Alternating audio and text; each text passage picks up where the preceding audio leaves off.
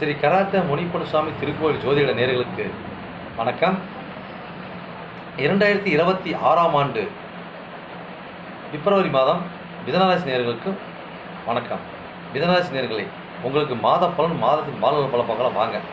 மிதனராசி நேயர்களே, நீங்கள் பார்த்தீங்கன்னா இந்த காலகட்டங்களில் உங்களுக்கு எல்லாமே பார்த்தீங்கன்னா என்ன மாதிரி சூழ்நிலை கொடுக்குது அப்படின்னா காலகட்டங்களில் எல்லாமே கொஞ்சம் பிரச்சனைக்குரியதாக இருக்கக்கூடிய ஒரு பாயிண்டப்பாக அமையுது. ஓகேங்களா? அதுக்கு உண்டான வழிமுறையை அதுக்கு உண்டான ரூட்டை சொல்கிறேன் பார்த்துக்கலாம். ஓகேங்களா? இப்போலாம் சரி ரைட்டு. இந்த மாதிரி காலகட்டங்களில் உங்களோட பொருளாதாரம் வாழ்வாதாரம் பார்த்தீங்கன்னா ஒரு சீராக இருக்கும். ஓகேங்களா? அப்போ இந்த மாதிரி காலகட்டங்களில் நீ குடும்பத்தை விட்டு பிரிஞ்சு தொழில் பண்ணுற மாதிரி இருக்கும். அப்போ ஊர் இடம் விட்டு இடமா தொழில் பண்ணுற மாதிரி கட்டாயம் இருக்கும். ஓகேங்களா? ஆல்ரெடி நாங்கள் அப்படி தான் பண்ணிட்டு இருக்கிறவங்களுக்கு எந்த பிரச்சனை எந்த தோஷமும் இல்லை. சூப்பராக அருமையாக இருக்கும். கஷ்டமாக தெரியாது. இம்ப்ரூவ்மெண்ட் என்கரேஜ் ஆகும். ஓகேங்களா? Right, okay. அப்போ இந்த மாதிரி காலகட்டங்களில் மிதனராசினர்களே, இந்த மாதிரி உள்ளூரில் வந்து காலகட்டங்களில் ஊர் மாவட்டம் தூரத்தில் சொந்த பந்த வீட்டுக்கெல்லாம் நீங்கள் போயிட்டு வந்து இந்த டூர் மாதிரி போயிட்டு வந்தீங்கன்னாவே ஒரு காரணத்தை நிவர்த்தி. இதை ஒரு 4 நாள் வேஸ்ட் பண்ணிங்கனாலும் மீதி 26 நாள் பார்த்தீங்கன்னா நம்மளுக்கு நல்ல பலனை கொடுக்கும். ஓகேங்களா? அப்போ இந்த மாதிரி ஒரு அமைப்பு ஓகேனா ஓகே. ஓகேங்களா? அப்போ உங்களுக்கு பொருளாதார வாழ்வாதாரம் பார்த்தீங்கன்னா இடம் விட்டு இடம் மாறுது. இதெல்லாம் பார்த்தீங்கன்னா உங்களுக்கு அமைப்பு சொல்லியாச்சு. அதே மாதிரி சிறு பயணத்து மூலியம் வருமானம், இடம் மாற்றது மூலியம் வருமானம். சில பார்த்தீங்கன்னா இடம் புரோக்கர் தொழில் பண்ணுவாங்க. அதை வேண்டிட்டு சொல்லுவாங்க புரோக்கர் இடம் லேண்டு. அது பார்த்தீங்கன்னா அது பத்திர ஆஃபீஸ் இருக்குது பார்த்தீங்கன்னா, அந்த பத்திரப்பதிவு பண்ணுறது மூலியமாகவோ அந்த இடத்த அதாவது கமிஷன் மூலியமாகவோ வருமானத்தை ஈட்டக்கூடிய அளவு வருமானம் சிலருக்கு இருக்கும். அது சில தடை தாமதம் கொடுக்குறதா கேட்டோம்னாக்கா, அதான் நீங்கள் போகிறதில் எப்படி தெரியுமா இருக்கும். அதாவது பார்த்தீங்கன்னாக்கா ஒன்றுத்துக்கு ஆகாத இடத்த பிளாட் போட்டு வச்சுருப்பாங்க. அந்த இடத்துக்கு நீங்கள் விற்பனைக்கு போனீங்கன்னா இந்த காலகட்டங்களில் ஓரளவு விற்பனைக்கு உண்டான நேரங்காலம் அதோட பார்ட்டிலாம் வருவாங்க. அது மூலம் நீங்கள் ஒரு ஆதாயத்தை அடைவீங்க. ஓகேங்களா?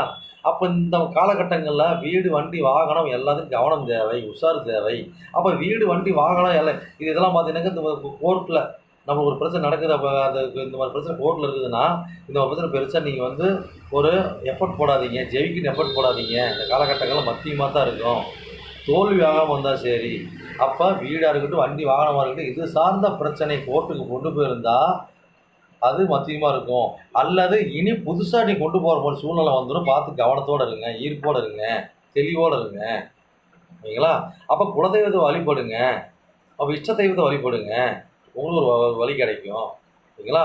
அப்போ எனக்கு பூர்வீகம் இதெல்லாம் எப்படிங்க இருக்கும் அப்படின்னு பார்த்தோம். இந்த காலகட்டங்களில் உங்களுக்கு பூர்வீகம் இந்த காலகட்டங்களில் பெருசாக சொல்கிற அளவுக்கு இருக்காது. மத்தியமாக தான் இருக்கும், மத்திய நிலையை தான் கொடுக்கும். ஓகேங்களா? அப்போ இந்த மாதிரி காலகட்டங்களில் ஒரு ப்ளஸ்ஸை கொடுத்தாலும் ஒரு மைனஸ் கொடுத்து ஒரு ப்ளஸ்ஸை கொடுப்பாங்க. அப்போ யாரோட சொத்துக்கு நீங்கள் வந்து பினாமியாக வருவீங்க, பினாமிக்கு நீங்கள் ஆளாவீங்க. அப்போ அது மூலிமா உங்களுக்கு சொகுசு கிடைக்கும். அது மூலிமா உங்களுக்கு வந்து ஒரு பொருளாதாரம் வாழ்வாதாரம் ஒரு தெளிவு பிறக்கும். ஓகேங்களா? அதே மாதிரி உங்கள் குழந்தைங்க மேலே ஆயுள் காப்பீடு போகிறது நல்லது. ஓகேங்களா? அப்போ குலதெய்வ கோயிலுக்கு போயிட்டு வர்றது நல்லது. அப்போ குலதெய்வம் அதாவது பார்த்தீங்கன்னா குலதெய்வம் பூரி தொட்டு ஊர் வந்தவங்களுக்கு குலதெய்வங்கள் நல்லா அருள் சிறப்பாக கிடைக்கும். அது பூர்வீகத்துக்கு வந்து குலதெய்வம் அருகாமையில் சுற்றுப்புறத்தில் இருக்கிறவங்களுக்கு பார்த்தீங்கன்னா பெருசாங்க அந்த இடத்துல ஒரு ஃபேவரட்டி கிடைக்காது, ஒரு மைனூட்டாக தான் கிடைக்கும். ஓகேங்களா? அப்போ இந்த மாதிரி காலகட்டங்கள்லாம் உங்களுக்கு நீங்கள் ஆயுள் காப்பீடு போடணும். இல்லை ஊர் பயணிக்கிறது போகிறது வர்றது இந்த மாதிரி அலைச்சல் போட்டுக்கிட்டு இருந்தீங்கன்னா ஓரளவு நல்லாயிருக்கும். ஓகேங்களா? அப்போ இந்த மாதிரி காலகட்டங்களில் ஏதோ சிறு அதிர்ஷ்டம் இருந்தாலும் கொஞ்சம் மத்திய நிலையில் தான் இருக்கும். ஓகேங்களா? அப்போ நான் அடிமை வேலைக்கு தான் போகிறேன், எல்லாம் எப்படிங்க இருக்கும் அப்படின்னா அதெல்லாம் இந்த மாதிரி காலகட்டங்களில் ஒரு மத்தியமான நிலையை கொடுக்கும். பெருசாக ஒரு இம்ப்ரூவ்மெண்ட் கொடுக்காது. ஓகேங்களா? அப்போ கோர்ட்டில் வேலை செய்கிற அனைவருக்கும் பார்த்தீங்கன்னா காலகட்டத்தில் ஒரு மத்தியமாக தான் இருக்கும். அப்போ திருமண வாழ்க்கை எனக்கு எப்படிங்க இருக்கும் அப்படின்னா திருமண வாழ்க்கை உங்களுக்கு திருமணம் தேடி வந்தாலும் சொதப்பலாக இருக்கும். ஒரு மிஸ் அண்டர்ஸ்டாண்டிங்கில் இருக்கும். அதனால் திருமண வாழ்க்கை இந்த மாதிரி காலகட்டத்தில் கொஞ்சம் பார்த்து நிதானத்தோடு நீங்கள் கையாளுங்க. ஓகேங்களா? அதே தந்தையோட அமைப்பு எப்படி இருந்தாலும் தந்தையோட அமைப்பும் சிறப்பு ஒரு ஆளும் நல்லா இருக்குது. அப்போ நீங்கள் ஒரு ஆன்மீகவாதியாக இருக்கிறீங்க, ஒரு கல்லூரி வச்சு நடத்துகிறீங்க, ஒரு பெரிய ஆசிரியராக இருக்கிறீங்க. நீங்கள்லாம் தர்ம காரியகர்த்தா மத தலைவராக இருக்கிறீங்க, போதிக்கிற இடத்துல இருக்கிறீங்க, சொல்லிக் கொடுக்குற டியூஷன்ஸ் நடத்துகிறீங்க. இவங்களுக்கு எல்லாத்துக்கும் நல்லாயிருக்கும், சிறப்பாக இருக்கும். அப்போ அடுத்தடுத்து கடத்துக்கு நீங்கள் போவீங்க. ஓகேங்களா? நீங்கள் பிரபலமாவீங்க. அதை உங்கள் அப்பாவாக இருந்தாலும் சரி, அப்பா சாணத்தில் அப்பாவோட அமைப்பு நீங்கள் செஞ்சுட்டு இருந்தாலும் சரி அந்த அமைப்பு உங்களுக்கு கிடைக்கும். ஒரு முன் ஜென்மத்தை பாக்கியம் உங்களுக்கு கிடைக்கும். அந்த ஒரு பாக்கியம் இருக்குது. அதான் ஒரு -1 ப்ளஸ். அப்போ தொழில் வளம்லாம் பார்த்து காலகட்டங்களில் ஒரு கூட்டாக தொழில் பண்ணுறவங்களுக்கு நார்மலாக இருக்கும். கூட்டாக புதுசாக தொழில் ஜாயின் பண்ணுறது பார்த்து கவனத்தோடு இருங்க.